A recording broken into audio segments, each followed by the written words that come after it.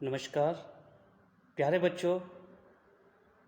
आज हम क्षितिज के काव्यखंड के पाठ साखिया के रचयिता श्री कबीरदास जी के बारे में जानेंगे। आपने इनके दोहे तो पढ़े होंगे, बड़े ही शिक्षाप्रद दोहे हैं और इन्होंने अपने दोहों के माध्यम से एक ब्रह्म की उपासना का उपदेश दिया है। कबीरदास जी हिंदी साहित्य के एक महान कवि ही नहीं बल्कि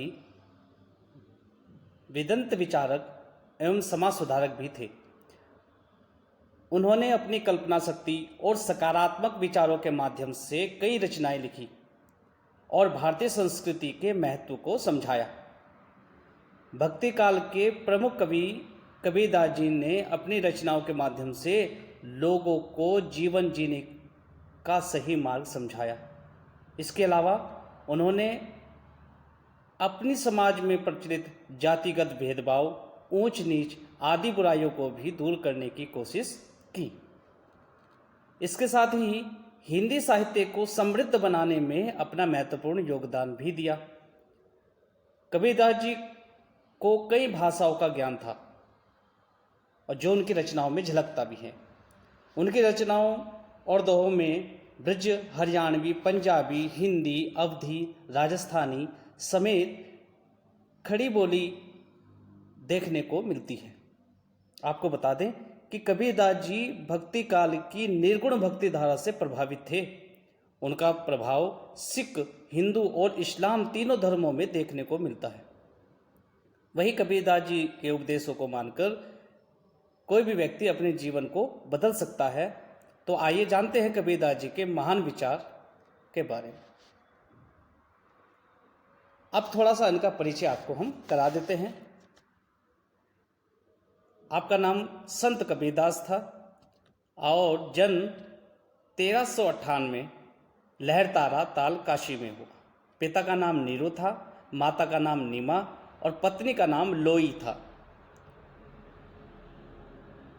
बच्चों का नाम था, पुत्र का नाम था कमाल और पुत्री का नाम था कमाली। आपकी रचनाएं साखी, सबद, रेमनी। आपने कोई भी शिक्षा किसी से किसी प्रकार की शिक्षा ग्रहण नहीं की है। आप निरक्षर थे, अनपढ़ थे और आत्मज्ञान के बदौलत या सत्संग के बदौलत आपने आत्मज्ञान प्राप्त किया और उसी से ही अपने दोहे बनाए। आपकी मृत्यु मगहर उत्तर प्रदेश में 1518 में हुई। कबीर के जन्म के संबंध में अनेक किंवदंतियां भी हैं। कुछ लोगों के अनुसार इनका जन्म रामानंद स्वामी के आशीर्वाद विधवा ब्राह्मणी के गर्भ से पैदा हुए और ब्राह्मणी उस नवजात शिशु को लहरतारा ताल के पास में फेंक आई। वहां से नीमा, नीरू, जुलाहे दंपति ने इनको उठा लिया और इनका पालन पोषण किया। कबीर ने भी खुद कहा है अपने दोहों में कि जाति जुलाहा नाम कबीरा, बन बन फिरो उदासी। कि जाति से क्या है? जाति से क्या है? जुलाहे हैं और नाम क्या है? कबीर है। बन बन फिरो उदासी और बन बन क्या है? उदास उस परमात्मा की खोज में फिर रहूं। मैंने आपको पहले बताया कि कबीरदास जी क्या है? पढ़े लिखे नहीं थे, वो अनपढ़ थे, निरक्षर थे, परंतु गुरु उपदेश, गुरु आशीर्वाद से उनको ज्ञान की प्राप्ति हुई और उस ज्ञान को उन्होंने अपने मुख से बोला और शिष्यों ने उनको लिखा। उनके शिष्यों ने उसको लिखा। उसमें लिखा है कि उन्होंने लिखा है, मसी कागद छुओ नहीं, कलम गही नहीं हाथ। कि उन्होंने मसी कागद छुओ नहीं, मसी शाही को बोलते हैं, और कागज उन्होंने नहीं छुआ और कलम को भी उन्होंने हाथ नहीं लगाया। तो उन्होंने बोला और उनके शिष्यों ने लिखा।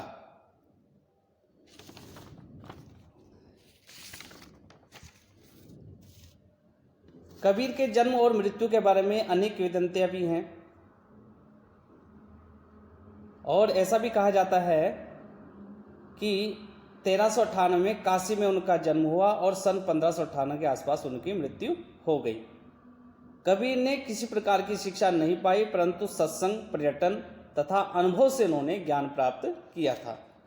भक्तिकालीन निर्गुण संत परंपरा के प्रमुख कवि कबीर की रचनाओं का संग्रह बीजक है।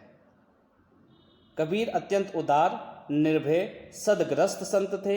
राम और रहीम की एकता में विश्वास रखते थे। उन्होंने अपने दोहों में भी कहा है, उन्होंने कहा कि राम रहीम क्या है, दोनों एक हैं। दोनों क्या हैं? एक हैं। तो उन्होंने इस चीज़ का खंडन किया है, पाखंड का खंडन किया है और हिंदू मुसलमानों का भी उन्होंने खंडन किया है कि सब अलग अलग नहीं है, परमात्मा एक ही है। सारी नदियों को एक ही समुद्र में मिलना है। तो वो निर्गुण उपासक थे। और मैं आपको बता दूं, निर्गुण किसे कहते हैं? निर्गुण कहते हैं किसी को भी प्रतिमा के रूप में ना मानना, परमात्मा को अपने अंदर खोजना। तो वो निर्गुण ब्रह्म को मानने वाले थे। और उन्होंने अनेक हिंदू रीति रिवाज, मुसलमानों के रीति रिवाज, सबका खंडन उन्होंने किया। उन्होंने लिखा कि पखा पखी के कारण ही सब जग रहा बुलान, और निरपक होई कि हरि भजे सोई संत सुजान। तो उन्होंने कहा जो निरपक होकर हरि को भजता है, पक का मतलब होता है एक मानकर, उस परमात्मा को भेद ना जानकर, उस परमात्मा में भेद ना करके केवल एक ही मानता है, वही संत है, वही अच्छा व्यक्ति है, वही विद्वान है। आज के समय में उसी को संत कहा जाता है। और भी उन्होंने कहा कि जिन खोजा तिन पाया गहरे पानी पेट, मैं बपुरा बूढ़न डरा रहा किनारे बैठ। इस दोहे में कबीर जी ने का कहने का अर्थ है कि जो लोग कोशिश करते हैं वो लोग कुछ ना कुछ वैसे ही पा लेते हैं जैसे कोई मेहनत करने वाला गोताखोर गहरे पानी में जाता है और कुछ लेकर आता है। लेकिन कुछ लोग ऐसे भी होते हैं जो डूबने के भय से किनारे पर ही बैठे रह जाते हैं और कुछ नहीं पाते हैं। वाकई में कबीरदास जी के इन उपदेशों को पढ़कर सभी के मन में सकारात्मक भाव पैदा होते हैं और वे सफलता की तरफ अग्रसर होते हैं। इसके साथ ही कबीरदास ने यह भी कहा कि बड़ी से बड़ी किताबें पढ़कर दुनिया में कितने ही लोग मृत्यु के द्वार पर पहुंच गए, लेकिन सभी विद्वान नहीं हो सके।